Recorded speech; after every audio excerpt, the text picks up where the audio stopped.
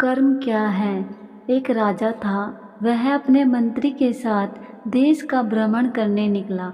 भ्रमण करते करते राजा और मंत्री एक बाजार में पहुंच गए। उस बाजार में राजा का ध्यान एक दुकानदार के ऊपर गया।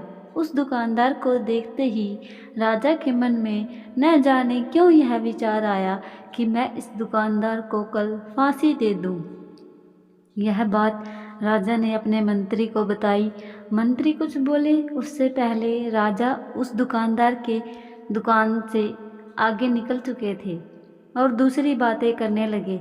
मंत्री बहुत ही चिंतित हो गया। यह बात समझ नहीं पा रहा था कि दुकानदार की गलती क्या है। मंत्री ने बिना कुछ बात किए, बिना कुछ सोचे समझे, महाराज ऐसा फैसला लेने के बारे में क्यों सोच रहे हो। राजा और मंत्री भ्रमण करने के बाद राज दरबार पहुंच गए। मंत्री को रात भर नींद नहीं आई। सुबह जागने के बाद मंत्री एक साधारण प्रजा का रूप बनाकर उस दुकानदार के पास गया और उस दुकानदार से पूछा, तुम क्या बेचते हो। दुकानदार ने जवाब दिया, मैं चंदन की लकड़ी बेचता हूँ। फिर मंत्री आसपास के लोगों से दुकानदार के बारे में पूछना शुरू किया। सब ने जवाब दिया कि दुकानदार किसी से बोलता नहीं है, हमेशा दुखी रहता है। मंत्री को बात समझ में आ गई। मंत्री फिर वापस दुकानदार के पास गया और उस दुकानदार से पूछा, तुम दुखी क्यों रहते हो। दुकानदार ने बताया, मैं दुखी इसलिए रहता हूँ क्योंकि मेरी दुकान पर लोग आते हैं, चंदन की लकड़ियाँ सूंघते हैं और बोलते हैं बहुत ही सुंदर है, बहुत ही अच्छी महक आती है, लेकिन कोई खरीदता नहीं है, इसलिए मैं बहुत दुखी रहता हूँ। मंत्री दुकानदार की बात सुनकर खुद विभाव विभोर हो गए। कोई भी दुकानदार दुखी क्यों ना हो, अगर उसकी दुकान का कोई भी सामान खरीदा ना जाए जबकि सामान में कोई कमी ना हो। मंत्री सोचने लगा कि यह दुकानदार अपने दुखों की वजह से इतना दुखी रहता है, परंतु राजा इस दुकानदार को फांसी पर क्यों लटकाना चाहते हैं। राजा के मन में आए हुए विचार का उत्तर अभी तक नहीं मंत्री को मिला था। मंत्री ने फिर दुकानदार से पूछा, भाई तुम क्या करोगे अगर तुम्हारी दुकान की सारी चंदन की लकड़ियाँ ऐसे ही रखी रहेंगी। तो दुकानदार ने गुस्से भाव में बोला, हाँ मैं जानता हूँ मेरी चंदन की लकड़ियाँ ऐसे ही रखी रह जाएंगी, कोई नहीं खरीदेगा।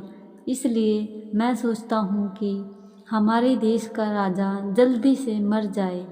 अगर वह जल्दी से मर जाता है तो मैं उस राज दरबार में उस राजा के दाह संस्कार के लिए अपने चंदन की लकड़ियाँ देता, जिससे मुझे कुछ पैसे मिल जाते और इस बाजार के अलावा बाकी के लोगों को भी मेरी चंदन की लकड़ी के बारे में पता चलता, तो फिर शायद कुछ न कुछ लोग मेरी दुकान से लकड़ी ज़रूर खरीदने आते।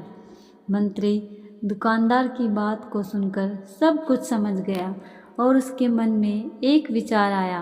मंत्री ने दुकानदार से चंदन की कुछ लकड़ियाँ खरीदी। इस खरीदारी से दुकानदार को कुछ पैसे भी मिल गए और वह थोड़ा खुश भी हो गया। मंत्री चंदन की लकड़ियों को लेकर वापस राज दरबार चला गया। राज दरबार पहुंचकर मंत्री ने उन चंदन की लकड़ियों को राजा के समक्ष रख दिया और बोला, हे राजन, यह चंदन की लकड़ियाँ उस दुकानदार ने आपको भेंट की है जिस दुकानदार को आप फांसी देने की सोच रहे थे। राजा उन लकड़ियों को सूंघे तथा सूंघने के बाद बड़े ही प्रसन्न हुए। उन्होंने कहा, यह चंदन की लकड़ियाँ बहुत ही ज़्यादा खुशबूदार हैं। दुकानदार के इस अनोखे भेंट से राजा बहुत खुश हुए और मंत्री को कुछ स्वर्ण मुद्राएं दी तथा बोले, जाओ उस दुकानदार को यह स्वर्ण मुद्राएं इनाम में देना और बोलना कि आज के बाद महल में जब कभी भी चंदन की लकड़ियों की ज़रूरत पड़ेगी तब तुम्हारी दुकान से ही चंदन की लकड़ियाँ ली जाएंगी। मंत्री जी मुस्कुराने लगे तथा यह सोचने लगे कि अब तो राजा के मन में उस दुकानदार को फांसी देने का विचार आ ही नहीं सकता, क्योंकि अब तो हमेशा राजदरबार के लिए चंदन की लकड़ियों का इंतज़ाम की जिम्मेदारी उस दुकानदार को जो मिल गई है। मंत्री स्वर्ण मुद्राएं को लेकर वापस दुकानदार की तरफ चल दिए।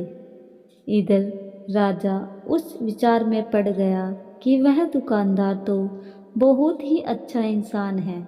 जिस वक्त मैं उसके बारे में यह सोच रहा था कि मैं उसको कल फांसी दे दूं, तब शायद उसके मन में उस समय यह विचार चल रहा होगा कि राजा पहली बार मेरी दुकान के सामने आए हैं और क्यों ना मैं उनको अपने सुंदर और खुशबूदार लकड़ियों को भेंट करूं। और आज उसने मुझे भेंट भी किया। बेवजह ही मैं उसको फांसी देने के बारे में सोच रहा था। इधर मंत्री दुकानदार के पास पहुंच गया। मंत्री ने राजा के द्वारा दी गई स्वर्ण मुद्राओं को दुकानदार को देते हुए कहा कि मैं जिन चंदन की लकड़ी को कल खरीद कर लेकर गया था, उन चंदन की लकड़ी को राजा ने बहुत पसंद किया और इनाम के तौर पर तुमको यह स्वर्ण मुद्राएं दी हैं। दुकानदार बहुत ही खुश होने लगा। साथ ही साथ मंत्री ने उस दुकानदार को यह भी बताया कि अब आज के बाद राज दरबार में जब कभी भी चंदन की लकड़ी की ज़रूरत पड़ेगी तो सारी चंदन की लकड़ियाँ तुम्हारी दुकान से ही ली जाएंगी। दुकानदार मंत्री की बात सुनकर बहुत ही खुश हो गया। मंत्री ने दुकानदार से पूछा, क्यों भाई, तुम तो राजा के बारे में इतना बुरा भला सोचते थे, लेकिन राजा देखो तुम्हारी कितनी चिंता करते हैं। राजा कितने अच्छे हैं। राजा अपनी प्रजा के बारे में कभी गलत नहीं सोचते। दुकानदार मंत्री की बात से सहमत हो गया और बहुत दुखी हुआ।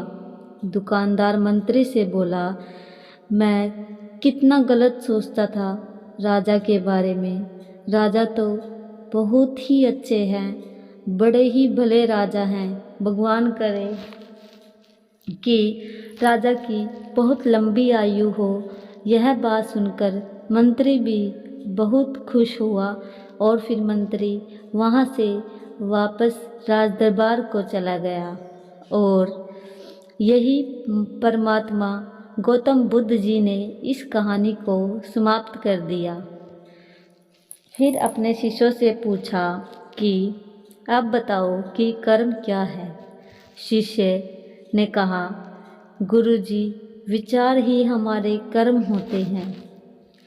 दोस्तों, अगर आपको यह कहानी अच्छी लगी हो तो प्लीज़ हमारी वीडियो को लाइक और शेयर करें और चैनल पर नए हैं तो चैनल को सब्सक्राइब करें।